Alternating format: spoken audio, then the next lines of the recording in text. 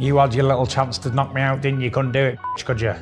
Hit me with 10 shots in a row and couldn't do it. You too have chance. Tyson Fury just delivered a verbal knockout to Oleksandr Usyk, turning their brewing rematch into a fiery spectacle before they even step into the ring. It all kicked off when Usyk, in a bold and controversial move, posted an Instagram story that didn't just toe the line, it demolished. Tyson, don't be afraid. I will not leave you alone. It. While fans are buzzing about this rematch, especially after the Mike Tyson vs. J. Paul circus lowered the bar for what boxing should be, Usyk seems to have forgotten that this isn't a free-for-all show. Enter Fury, the self-proclaimed Gypsy King, who thrives on being loud, brash, and unapologetic, but draws the line at nonsense from his opponents. I know his team are a little bit upset. They've even compared me to Vladimir Putin today. I'm not sure why, because I've been rapping Tupac. Explosive response to Usyk's stunt was as headline-grabbing as you'd expect, arguably overshadowing the fight itself. After all, this is Fury we're talking about. Fuck your team, fuck Usyk, fuck the Alex, and if you're down with Usyk, well, fuck you too, just like Tupac said. The man whose entire persona revolves around being the best in the sport.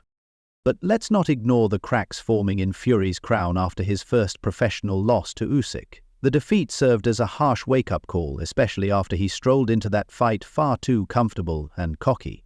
His so-called countdown to redemption isn't just a slogan, it's a do-or-die mission.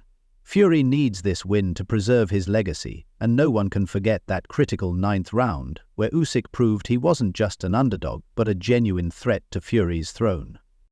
Tyson Fury's loss to Oleksandr Usyk wasn't just a defeat, it was a public humbling of epic proportions. For someone who thrives on being larger than life, it must have felt like getting dunked on in front of the whole school. That fight didn't just challenge Fury's skill, it made him look like he'd wandered into the wrong sport. Now his talk of redemption feels more like a high-stakes PR act. Is Fury genuinely confident about reclaiming his throne, or is he bluffing, hoping no one notices the panic behind his bravado? Usyk's a worried man, and I've been around fighting men all my life. I can see inside the soul. He knows he's facing the best Tyson Fury, and what we've worked on, and how he is, and how he's been. The stakes couldn't be higher. This isn't just about adding another win to the record books. It's about Fury's entire legacy.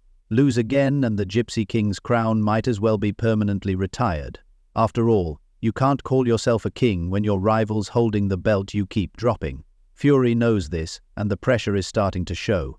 He's not just fighting Usyk, he's fighting for his identity and his survival as the heavyweight superstar he claims to be. Meanwhile, Usyk is as calm as ever, likely sipping tea while meticulously plotting Fury's downfall again. Usyk doesn't just prepare for fights, he studies his opponents like he's writing a thesis. And when it comes to Fury's trademark mental warfare, Usyk remains unshaken.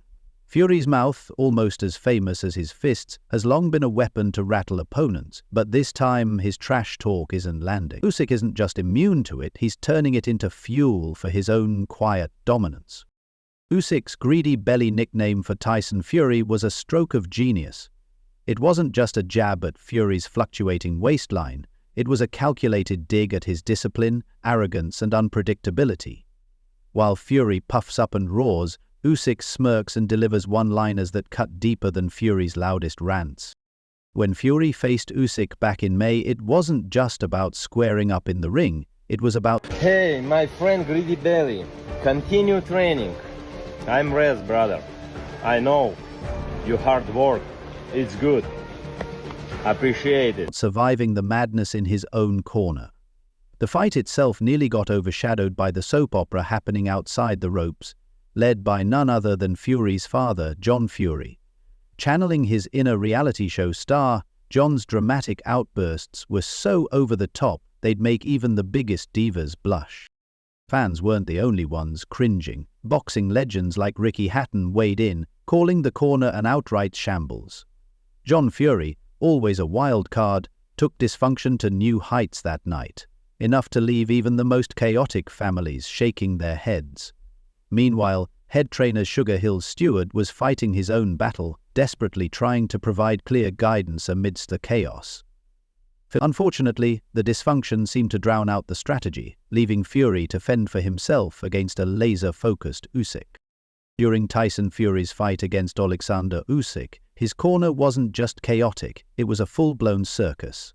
While head trainer Sugar Hill Stewart tried to deliver strategic instructions, John Fury, Tyson's father, was busy shouting his own contradictory advice, turning what should have been a united front into a shouting match. Imagine trying to box one of the smartest fighters in the world while your corner sounds like a badly organized 5 rounds. Usyk is a good little fighter at middleweight and light heavyweight, maybe up and cruiser, but he can't mess with them big guys. I was shocked when he come out. karaoke night. Tyson might have been trading punches with Usyk, but mentally he was drowning in noise. This disarray has raised serious questions about John's role in Tyson's camp, and when Ricky Hatton, who's seen his share of high-stakes battles, calls it out. Fury's press conference, an incident which got him several trolls, most notably from Oleksandr Usyk. Little John, be quiet. You know it's a real issue. Hatton didn't just criticize, he issued a warning. Tyson needs a single steady voice in his corner, not a free-for-all. PT a scientist optalic. But here's the challenge. Tyson's loyalty to his father is unshakable, even when it might not be in his best interest. For Fury, family isn't just important, it's everything. Unfortunately, in boxing, sentimentality doesn't win titles. Enter Sugar Hill Stewart and Andy Lee, 2 seasoned professionals trying to restore order. With Sugar Hill's unmatched pedigree and Andy Lee's experience, they're the voices of reason. Tyson desperately needs the Tyson Fury to reclaim his crown. Focus and structure are non-negotiable. But let's be honest, can even seasoned pros like Sugar Hill Stewart and Andy Lee outmaneuver the larger-than-life influence of John Fury? If they can't, and the same circus rolls into the rematch, Oleksandr Usyk will have a field day dismantling Fury again. Speaking of Usyk, the man isn't flashy, focused, and a little bit more smart to get the victory. As it would seem, my rematch with people is always ends up one way. I always end up knocking him out in the rematch. Loud or theatrical, he's devastatingly effective. His performance in May was nothing short of a masterclass in precision and strategy. While Fury leaned on his size and reach advantages, Usyk was busy dismantling him with sharp angles, gravity-defying footwork, and a ring IQ that could rival a chess grandmaster. By the 9th round, Usyk had Fury completely figured out, exposing the cracks in his defense and proving that brute strength means little without brains to back it up. Put your hand up. What makes Usyk truly terrifying is his Counting down the days until I can get my redemption on Usyk. December the 21st is going to be my time. I've done everything in boxing, but I ain't come back from a loss. And I really... Ability. He doesn't walk into the ring with a rigid game plan. He studies, adjusts, and evolves mid-fight. That's exactly how he flipped the script in their first bout. While Fury banked on wearing him down, Usyk shifted gears, forcing Fury into a game of catch-up he was never going to win. By the final rounds, the story wasn't about Fury's power, it was about Usyk's total control. His confidence isn't built on bravado or trash talk, it's forged in precision and absolute mastery. Discipline and hard work define Oleksandr Usyk. While Tyson Fury was busy playing psychological games, Usyk was quietly training, fine-tuning the skills that left the Gypsy King scrambling. Usyk doesn't waste energy on hype. Every move, every decision is calculated. And that's what makes him so lethal. This rematch isn't about who's bigger or stronger, it's about strategy and preparation. Because Fury is from a gypsy background, and those boys are taught to fight at the age of 3-4 years old. His size, reach, and ability to lean on opponents like a human wrecking ball didn't matter in May, because Usyk didn't allow it. Instead, he dismantled Fury's game plan with precision, pace, and relentless focus, turning Fury's strength into glaring weaknesses.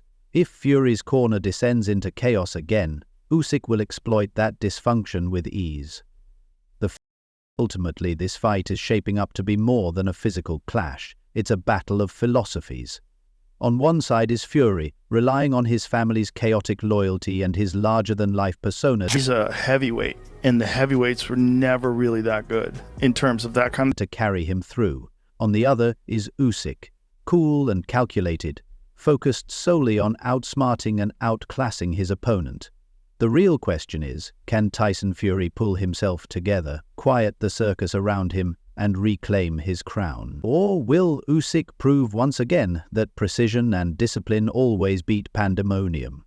Either way, this rematch is more than just a fight. It's a showdown for survival.